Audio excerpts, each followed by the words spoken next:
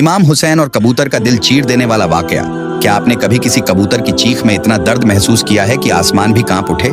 ये कोई आम कहानी नहीं, ये वो हकीकत है जिसने इंसानियत को झकझोर दिया। एक सफेद कबूतर जो करबला के मैदान से रोता हुआ मदीना पहुंचा, इमाम हुसैन अलैहिस्सलाम का गम लिए हुए। उस पाक खून की एक बूंद ने न सिर्फ एक नबीना लड़की की आंखों को रोशनी दी, बल्कि उसके जिस्म को भी शिफा अता की और उसके बाप को इस्लाम की रोशनी दिखा दी। ये एक ऐसे परिंदे की दास्तान है जिसकी परवाज में इबादत है, जिसकी चीख में करबला का दर्द है और जिसकी खामोश उड़ान में छुपा है इस्लाम का वो पैगाम जिसे जानों के नजराने देकर बचाया गया। रहिए हमारे साथ, सुनिए, महसूस कीजिए और समझिए उस पाक खून की बरकत जिसने दिलों को भी बदल दिया। कभी किसी परिंदे को रोते देखा है? कभी एक कबूतर की चीख से आसमान कांपते देखा है? करबला की खाक पर एक कबूतर चीख रहा था, रो रहा था और उसकी फरियाद मदीना तक पहुंची, क्योंकि वो हजरत इमाम हुसैन अलैहिस्सलाम का गम लेकर आया था।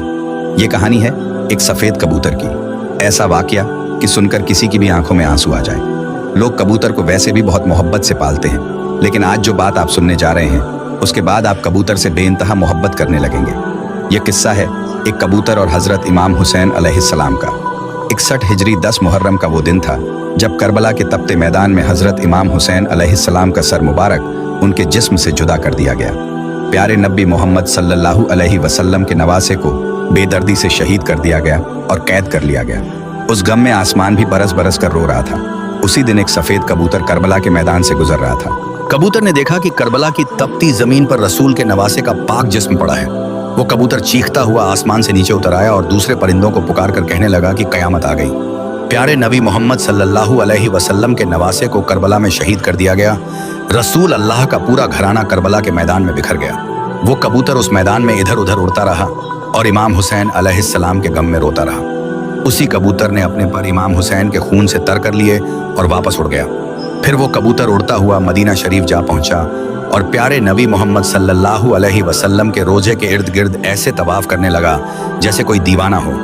उसके पंखों से खून के कतरे टपक रहे थे। मदीने के लोगों ने जब इस कबूतर का हाल देखा तो सब हैरान और परेशान हो गए। फिर जब उन लोगों को खबर हुई कि करबला में हजरत इमाम हुसैन अलैहिस्सलाम शहीद कर दिए गए हैं, तो सबको समझ आया कि ये सफेद कबूतर नबी के रोजे पर क्यों आया था। वो कबूतर ये पैगाम देने आया था कि रसूल के नवासे को बेदर्दी से शहीद कर दिया गया है। बुजुर्गों ने इरशाद फरमाया कि दुनिया में जितने भी सफेद रंग के कबूतर हैं वो इसी कबूतर की नस्ल में से हैं। अल्लाह तबारक व ताला ने इन कबूतरों में इतनी शिफा और बरकत रख दी है।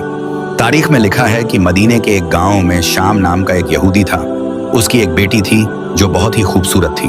एक दिन अचानक उसे ऐसा मर्ज लग गया कि उसके हाथ पांव ने काम करना छोड़ दिया और आंखों की रोशनी भी चली गई। वो लड़की नबीना हो गई। वो लड़की जब नबीना हो गई तो उसे देखकर उसके रिश्तेदार और मोहल्ले के लोग उससे इतनी नफरत करने लगे कि कोई उसके पास भी ना आता। लोग आपस में बातें करने लगे कि कहीं ये बीमारी हमें ना लग जाए। मजबूर होकर वो यहूदी अपनी बेटी को लेकर उस शहर से दूर चला गया। एक बाग में जाकर उसने अपनी रिहाइश बना ली। वो यहूदी सारा दिन शहर में मेहनत मजदूरी करता और फिर शाम को अपनी बेटी के पास वापस आ जाता। एक दिन ऐसा हुआ कि वो अपने काम में इतना मशरूफ हो गया कि वो शाम को भी अपनी बेटी के पास लौट न सका। लड़की बहुत परेशान हो गई कि इतना वक्त हो गया है और अब्बा अभी तक नहीं आए। वो अपने वालिद को ढूंढती ढूंढती घिसटती घिसटती एक दरख्त के नीचे पहुंच गई। उसे ऐसा महसूस हुआ कि आसपास किसी परिंदे की दर्द भरी आवाज आ रही है। उस आवाज में इतना दर्द था कि लड़की उस आवाज को सुनती सुनती और उसका पीछा करते करते उस दरख्त के नीचे जा पहुंची। वो देख तो नहीं सकती थी, मगर जैसे ही उसने अपना सिर उठाया और ऊपर देखा तो वहां पेड़ की डाल पर एक सफेद कबूतर बैठा था। उस कबूतर के पंखों से खून का कतरा टपका और सीधा लड़की की आंख पर गिरा। जैसे ही खून का वो कतरा उसकी आंख पर गिरा, इमाम हुसैन अलैहिस्सलाम के खून की बरकत से उसकी आंखों में रोशनी वापस आ गई। वो लड़की अपनी एक आंख से देखने लगी। तभी एक और खून का कतरा उसकी दूसरी आंख में भी गिर पड़ा और उस खून की बरकत से वो दोनों आंखों से देखने लगी। लड़की खुशी से फूली नहीं समाई और हैरान।